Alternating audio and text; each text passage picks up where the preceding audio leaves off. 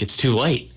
I'll forgive it this time. We'll see what happens. I appreciate your forgiveness and welcome you back with open arms. Thank you. Even though there might have been a knife that accidentally stabbed you in the back with it at the same time there. Well, I'll leave it in for a few minutes. Got a packed show to get to today. We'll hear soon from Terry Ray, the head coach of Washington football. At the bottom of the hour, we'll be joined by Matt Faircloth, the head coach of Hedgesville football. In between, we'll take a look at the WVSSAC football playoff ratings through Week 5, and then we'll wrap up the show talking the MLB postseason as Game 1s of the wild card round were yesterday. Game 2s today. We have a MLB debut today as well. Big news. Chase DeLauder, the Hedgesville product, starting in center field today for the Guardians. So looking forward to watching him. He'll be batting 7th. And then we'll also get into some NFL news as Joe Flacco is now going to be the backup for the Browns, and it will be Dylan Gabriel getting the start in Cleveland. So a Cleveland-filled show today. Not always the case. Very rarely the case, I feel like. But anyway. Let's get to the phone line now. We're joined by Terry Ray, head coach of the Washington Patriots. Coach Ray, how's everything going today? We're doing good today. How about yourself, guys? We're doing fine. Your team coming off a bye week. What were you guys able to do last week? We worked on the things that we've been doing wrong up to this point in the season. We got some rest for some of the kids that have been beat up, which has been a godsend. But we went to work, and we're preparing for Spring Mills this week. There's some teams that breathe the deepest sigh of relief when the bye week comes because of the injuries they're dealing with. When it comes to the health of the team, what was this bye week sort of like, maybe compared to others in the past? Was it better than usual, worse than usual when it comes to how many injuries you were recovering from? It was about the same. We were beat up. Once you hit about week 4, week 5, you start getting the bumps, the bruises, and kids are a little bit beat up. So when it's a godsend when it comes to the bye week and when you have it like week 4, 5, or 6, because it lets you get that refresh, get a little bit healthy, and then finish out the rest of the regular season. You also mentioned that you guys were trying to work on some things that you've been struggling with throughout the bye week. Did you see a step in the positive direction when it comes to those?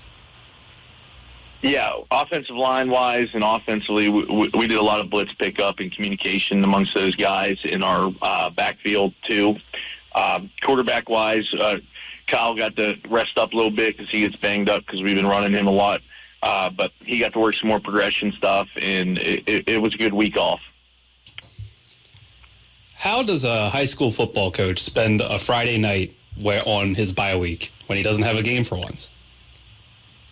I was sitting at Spring Mills watching Spring Mills in Morgantown. That's how I usually go out and scout on my bye week on Friday. I figured that was going to be the answer. More football? That makes sense, yeah. So looking here, halfway point of the season pretty much. Is the team where you expected them to be overall? Are you pleased with how they've been playing through the 4 games that you've had? I'm pleased with our effort. 2 of the games that we lost, we made some mistakes, and we've tried to correct that stuff as we're at. But I'm happy with the effort and the way the team's coming along this season at this point. When you're looking forward at Spring Mills this week, what do you think are one or 2 of the biggest things that you feel like you're focusing on for the Cardinals? Offensively, we got to be able to run the ball and move the ball and score.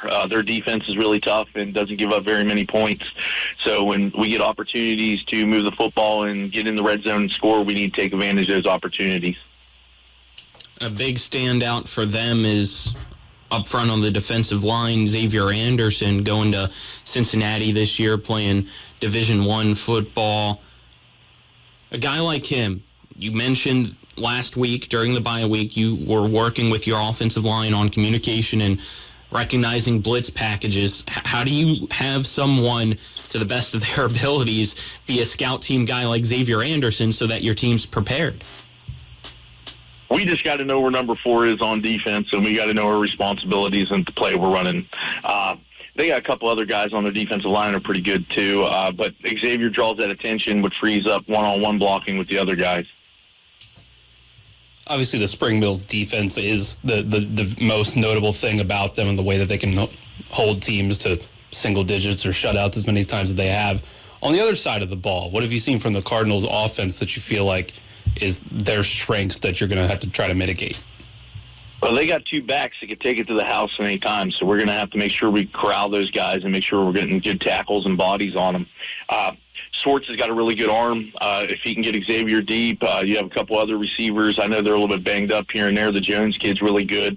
But their offense is pretty good. Again, they have two running backs that are solid back there that can break a play at any time. How do you feel like your team matches up with them this week? We think we match up well. We're going to have to play mistake-free football and not turn the ball over, and hopefully we limit penalties, which has kind of been our problem this season. For a defense like Spring Mills, when you talked a lot about the offensive line this season, when it comes to a defense like Spring Mills, do you feel like you're going to have to give yourself a little bit of your offensive line a little bit of extra help, keep the running back in more, tight end chip a little more, or do you feel like you're just going to run your offense the way that you would, and the offensive line is going to hold up how it does, and you feel confident in them? We're going to try to run our offense the way we run our offense. If we have to make adjustments, we'll make in-game adjustments if guys are giving us a problem or not. But our goal is to make sure that we know the assignment to the play and make sure we're picking up the correct guys. Have you guys been able to work in any wrinkles or whatnot special for this week? I wouldn't disclose that information if I could.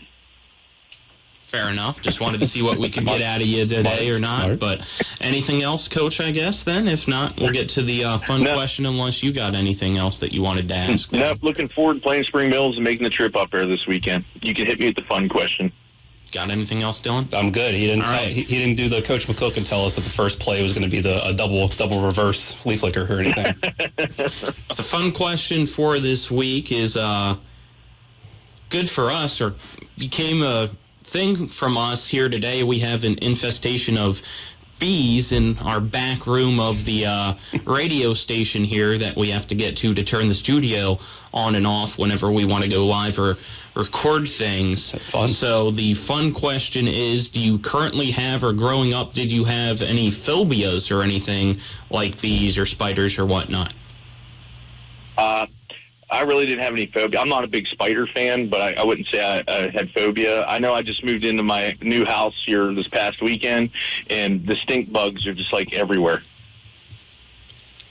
Classic. Yeah, stink bugs aren't fun. Yeah. No. And if you kill them, they just bring more in. Of course. Yeah. Yes, they do. Stench, yeah, attracts them. So it's a lose-lose scenario. Coach Ray's not scared of anything. That's what we've There we go. Yep.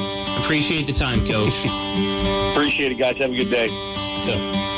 That was Terry Ray, head coach of the Washington Patriots football team, as they get ready to take on Spring Mills on Friday night. This segment brought to you by Parsons Ford of Martinsburg, 1400